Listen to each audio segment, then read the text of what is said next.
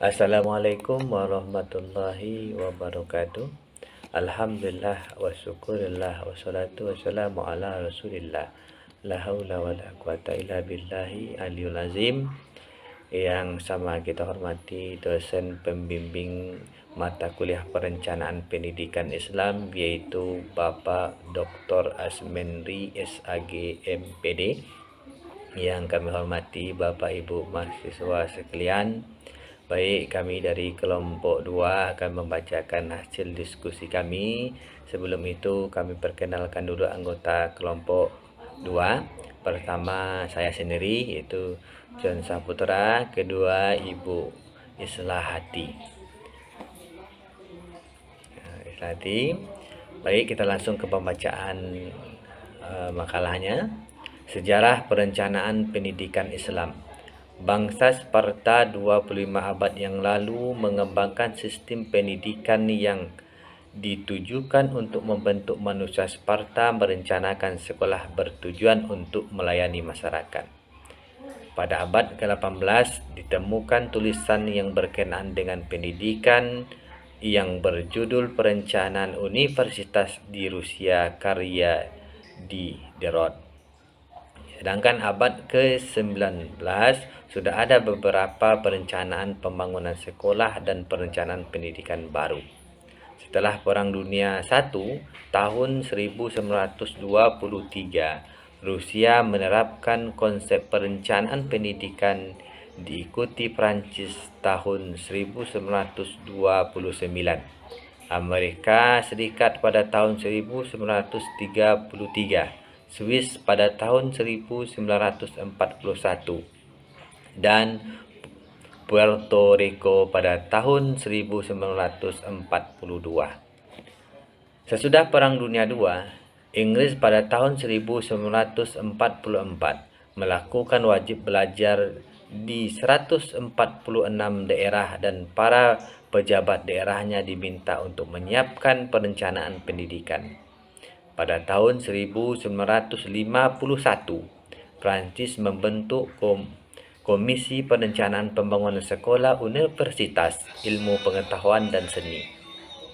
Pada tahun 1953, pendidikan merupakan bagian integral dari perencanaan pembangunan nasional. Sejak tahun 1950, beberapa negara yang baru dapat kemerdekaan mulai merencanakan pendidikan sebagai instrumen peningkatan pembangunan pendidikan.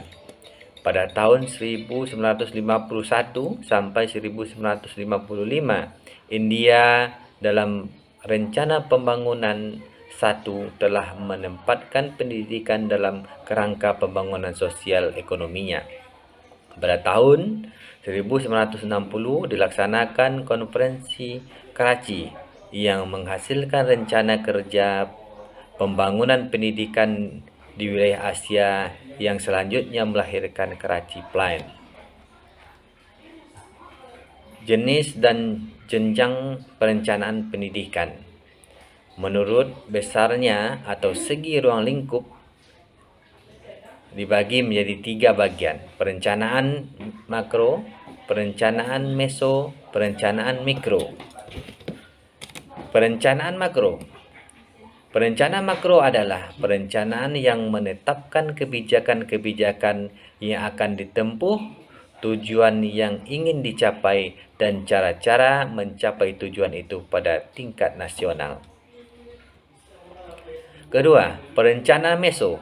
Kebijaksanaan yang telah ditetapkan pada tingkat makro, kemudian dijabarkan ke dalam program-program yang berskala kecil pada tingkatannya. Perencanaan sudah lebih bersifat operasional, disesuaikan dengan departemen dan unit-unit. Ketiga, perencanaan mikro. Perencanaan mikro adalah perencanaan pada tingkat institusional dan merupakan penjabaran dari perencanaan tingkat meso, khususnya dari lembaga mendapatkan perhatian, namun tidak boleh bertentangan dengan apa yang telah ditetapkan dalam perencanaan makro ataupun meso. Perencanaan berdasarkan sifat. Perencanaan strategi. perencanaan yang berhubungan dengan proses penetapan tujuan, pengalokasian sumber-sumber untuk mencapai tujuan, dan kebijakan-kebijakan yang dipakai sebagai pedoman untuk memperoleh, menggunakan atau menghilangkan hal-hal tersebut. Dibagi ke dalam beberapa manajerial, yaitu perencanaan manajerial, perencanaan operasional. Berdasarkan jenis perencanaan, sektornya dibagi menjadi 3, perencanaan nasional, perencanaan regional, dan perencanaan tata ruang. Jenis-jenis perencanaan pendidikan yang ditinjau menurut tingkatannya dibagi menjadi 3, perencanaan strategi, perencanaan koordinatif, dan perencanaan operasional. Selanjutnya akan dibacakan oleh Bu Is. Bu Is, dipersilakan. Baiklah, saya akan melanjutkan materi berikutnya, yaitu perencanaan strategik. Perencanaan strategik disebut juga perencanaan jangka panjang. Strategi itu menurut R.J. Mordick, J. Ross, Al-Fattah, tahun 2009 diartikan sebagai konfigurasi tentang hasil yang diharapkan tercapai pada masa depan. Bentuk konfigurasi tersebut berdasarkan ruang lingkup, hasil persaingan, target, dan penataan sumber-sumber. Perencanaan koordinatif adalah perencanaan yang ditujukan untuk mengarahkan jalannya pelaksanaan, sehingga tujuan yang telah ditetapkan itu dapat dicapai secara efektif dan efisien. Kemudian perencanaan operasional adalah perencanaan yang memusatkan perhatian pada apa yang dikerjakan pada tingkat pelaksanaan di lapangan dari satu rencana strategi. Perencanaan ini bersifat spesifik dan berfungsi untuk memberikan petunjuk konkret tentang bagaimana suatu program atau proyek khusus dilaksanakan menurut aturan, prosedur, dan ketentuan lain yang ditetapkan secara jelas sebelumnya. Kemudian, menurut jangka waktunya, perencanaan itu ada 3. Yang pertama, perencanaan jangka pendek, yaitu kurang dari 5 tahun. Kemudian perencanaan jangka menengah, yaitu 5-10 tahun. Kemudian perencanaan jangka panjang yang rentang waktunya 10 tahun sampai 25 tahun. Sedangkan menurut Rahman 1989, jenis-jenis perencanaan pendidikan dapat ditinjau dari segi sifatnya, luas lingkupnya, dan dari segi pembuat rencananya. Dari segi sifat dapat kita lihat apa saja. Yang pertama itu perencanaan yang dibuat berdasarkan fakta nyata. Kemudian yang kedua, perencanaan yang dibuatkan berdasarkan hasil penalaran. 3, regio planning. Regio planning adalah perencanaan yang berlaku sekali saja dan tidak ada lanjutnya. Flexible planning adalah perencanaan yang bersifat luas, yakni suatu perencanaan yang dapat menyesuaikan diri dengan keadaan, kondisi, dan situasi setempat.